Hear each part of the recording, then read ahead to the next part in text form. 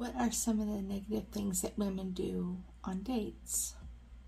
They may not even realize it because sometimes negativity, is somewhat subjective, but at the same time, certain things come across as negative, and negatives have zero value. Remember that. So keep it on a positive rather than going to the negative.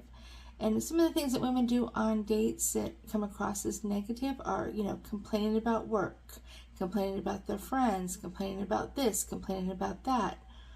Or, having this sense of entitlement, being ungracious and not, engaging and giving the person that they're with the time and attention that they should on a first or second date. Because remember, you are trying to get to know somebody and they're trying to get to know you. And if you come across as negative, they're probably not going to ask you out again. Because negativity has zero value. So there's no point to it. So stay away from the negatives. Another negative thing is talking about an ex. Don't do that. If you are asked about a former relationship or your last relationship, make sure that you answer it from a neutral place and keep it short and just, like I said, keep it neutral so that it's not a negative, and that try to sway it into a little bit of positivity, maybe the lesson that you learned, but not the thing that made you learn the lesson. That's the key. Stay away from those negatives because negatives have zero value and they just won't serve you well in dating, because nobody wants to hear about that. No. Especially if they have their own baggage, they don't want to hear about yours. And it's not a good first date. It's not a good second date. It's just not a good time to be talking about something bad. The other things that women do are, not giving their full attention. They'll be on their phone.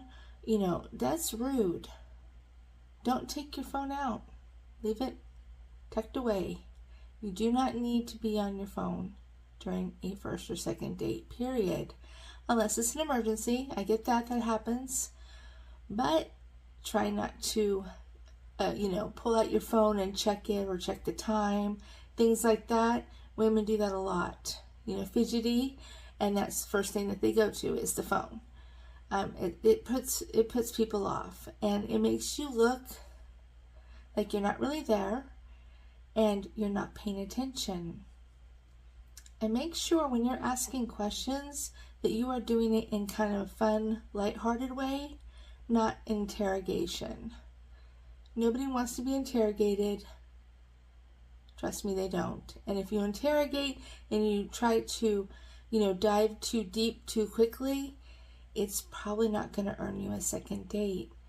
And even if you feel like this person may be, the greatest thing ever, don't do that stuff because chances are good you will not get a second date with them. And you won't even get the chance to get to know them. And there are things that, I'm big on hypotheticals. And the reason I'm big on hypotheticals is you can get a lot of information from somebody without being invasive. And it also makes people think, which often stems other conversations. You can ask, if you're a woman, you can ask him something like, if you could eat one type of food for the rest of your life, what would it be? And this will spark other conversations from a good place and a positive place, because you're going to ask him what his favorite food is basically, and then you'll know. See, it's like, keep it that way and you'll do much better. But stay away from the negatives because negatives have zero value. Good luck.